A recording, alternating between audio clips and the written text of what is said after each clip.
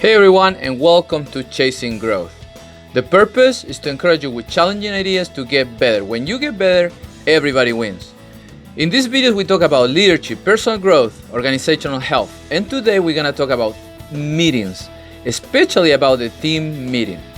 But before we do that, please do me a favor, subscribe, tell your friends about Chasing Growth, send some questions my way. You can put them on Instagram, Facebook, or YouTube in the comments. And share these videos with your friends and tell them about Chasing Growth. So let's talk about meetings. First of all, if you're a leader, meetings should be very important for you. And sadly, a lot of times you hear leaders saying, I don't have time for meetings. Meetings is I don't like them, they say. They say it's the worst thing, and they find all these excuses about meetings. But when you think about it, that's so contradictory to the idea of leadership. Leadership is influence, and influence in service of others. And a lot of times you will be able to have that influence in meetings, not in other places, when you're going to be in contact with people. So if you want to be a leader who actually influence people and serve them, you have to be in contact with them. And depending on the size of your organization, maybe the only time that you're in contact with them is in meetings. So this idea of, I don't like meetings, I'm a no meeting leader, you make decisions, I don't need to talk to you, I just send you an email type of leadership.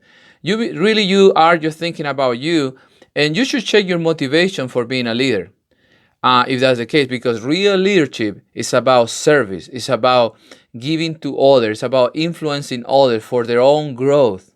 That's real leadership. And I believe that with all my heart. So that's why I want to talk about meetings. And again, there's different meetings that happen. You can have your core meetings. I particularly have 2 core meetings every week, at the beginning of the week and at the end of the week. The first one is about what's going on this week, that's going to happen, any news, etc. How you doing? Are you going to be out? You're going to be in. The last meeting is on results. How we doing? Are we reaching the goal? Are we reaching this, etc. And then the other core meeting that I have is the team meetings. And every team meeting, I have 4 requirements for the leaders to have in every meeting. And they have been the requirements for myself for many years to have in these meetings. And sometimes it's hard and it's difficult, but it's so important because when you do this, you're not only going to find yourself having great meetings, but you're also going to find yourself involving other people in these meetings and having these meetings just being great. I'm not talking about the meetings that happen out of the blue because something broke, but even those meetings can be an opportunity for you to influence people well. How you deal with the problem, how you respond to the heat of the moment. Or you're a leader who just go from emotion to emotion, happy, sad because you're hungry, you're tired, etc. Or you're a leader who can control yourself. And in the moment of the heat of the meeting, you're able to respond well and make clear decisions to influence others.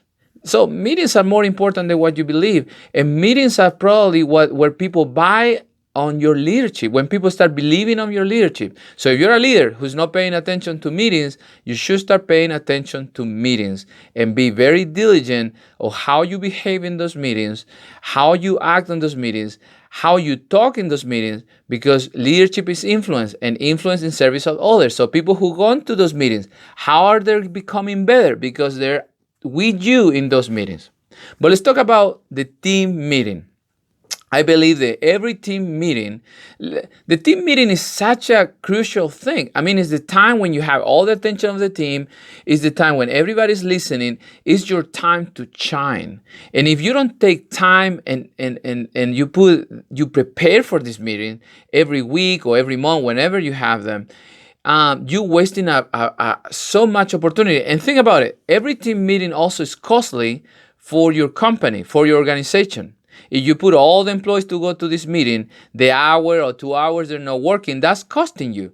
So why will you not spend enough resources to have a great meeting? So I believe that every great meeting, team meeting, should have 4 components. The first one is inspiration. Inspiration is when you share the why we are open, why we do what we do. This is how this product is changing somebody's life, how this product is helping the world to be a little better. So people buy into the inspiration side of what you do. A lot of time people move jobs because they find what they do is not meaningful. A lot of time people is willing to get paid less because what they do is meaningful. So this is why this is so important. And if you don't know how to express this, probably you're going to experience a lot of problems in the future. You have to be able to somehow express why what you're selling, the service that you're giving, the product that you're putting out there is so important for this world, and how the people who's working with you is making the difference, putting this product on customers, putting this product in the hands of people, putting this product in the hands of customers. So you have to be able to say this, to explain this, and inspire people. And listen to this, I didn't say motivate, because people have all type of motivations. Some people come to work because they have to. Some people, they come to work because they have to pay bills to pay, and none of that is wrong. But you want to inspire people and move them to the why you're doing what you do, and they can actually believe the work they're doing every day, the 40 hours or more they put it in your organization, in your company, is more meaningful than just a paycheck. And when you achieve that, you move into that place where you can have great results, great employees, and great influence. Great influence. The second thing is the operational side of the things. Every meeting, sometimes you can have more of this or less, but every meeting should have some operational factors. So in other words, how we do things, how the system work, how we do this, or we communicate, what is the expectation on an email, how we deal with vendors, all these things. The house is very important, because this is what happened. Every time you have an organization and you have new people, the new people come from other companies, from other ministries, from other organizations, other churches, and especially church.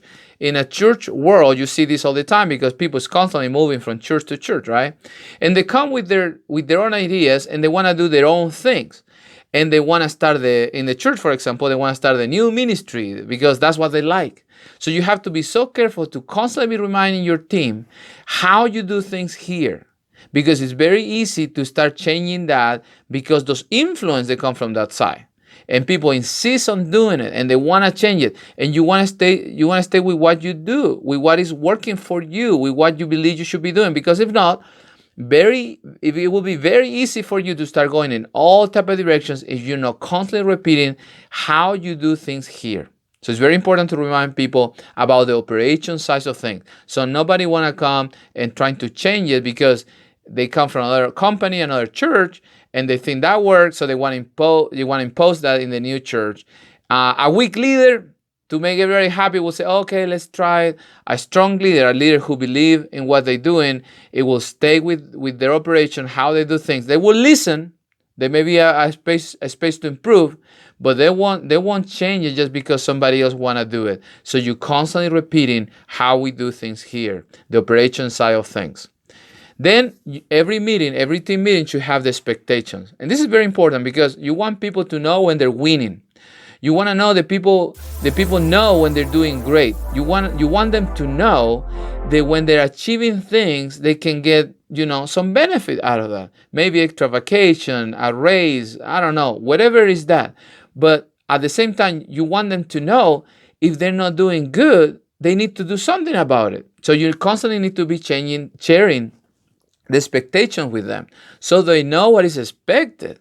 Some people will go to home on a weekend, and they're so lost. You ask them, how you doing your work? Well, I guess I'm doing great at work. I don't know.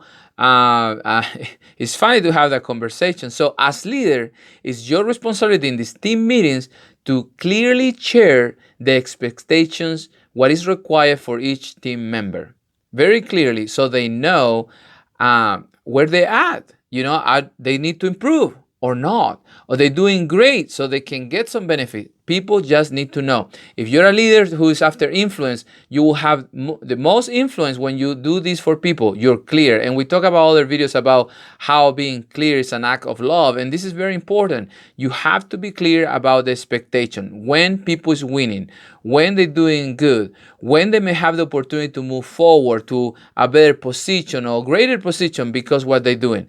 If you're not clear with that, that's a big problem. But especially in the team meeting, you have to be constantly repeating this. Not only the inspiration, the operation, but also the expectations. And the last thing that you have to be repeating all the time in the team meetings is I call it the indoctrination, or you can call it evangelization, or whatever it is. I call it indoctrination. So pretty much is to tell people who you are, who is your company. Who we are is so important. So many people go to work to places and and they just don't fit in who they are. They don't represent the company, the organization. They just don't represent it because they don't fit with that who that company is. So, for example, your company believe in, we sell suits, men's suits. So everybody wear tie and we look sharp. Our hair is always tie and perfect. Everything look awesome in us. We just dress the best. And that's who you are as a company because you're selling suit. And then you have somebody who's actually not doing that. It's a problem. And I know it sounds silly, but this is happening in companies. This happens in companies all the time. I remember years ago, somebody who was completely against what the company where I was working was doing, which was interesting to me. And somehow this person was hired and this person was still there. I never understood that. How that happened is because probably this evangelization, this idea of indoctrination, it wasn't done. It wasn't repeated all the time. The best thing that can happen to you when you do this in every meeting, eventually somebody is going to say, you know what, this is not a place for me. And they will walk away. If you experience that, good for you, because that's the best thing that can happen to you. Indoctrination is a good thing. Who we are as a company, the core values, our behavioral values, how we act to one another, what is not acceptable here, and not related to the expectations as goals or win, but what is not acceptable here in leadership from the employees, how we behave with one another. Especially this day with the whole social media, you want to make sure that people understand who they represent. The company, because you can have all kind of things, people posting all kind of stuff, and if they don't understand this, you're gonna have this contradiction of you selling, this product that's for one thing, and the people who work for you will be putting all their stuff in social media against that, and that can be a problem. So make sure that you, in every team meeting, you constantly indoctrinating people of who you are. And again, the best thing that can happen to you is that one person will say, this is not for me, and they walk away. If you have experienced that, good for you. So that's why meetings are so important. And again, if you're a leader who's still saying, and you say it out loud, maybe it's true, but you keep saying it out loud, meetings is not my thing, I don't like meetings and stuff like that, please check your motivation and start changing that, because meetings is the opportunity given to you to influence people and influence to serve them. Influence so they can get better, so they can learn from you. And in the team meeting is the best time to build a team. And if you don't invest in the time, energy, and money, you're wasting a great opportunity. So I want to challenge you with this. If you don't have these meetings yet, please start moving forward to do it. And if you have questions about meetings, please comment, make the question, and I will be happy to answer. God bless you. Have a great week.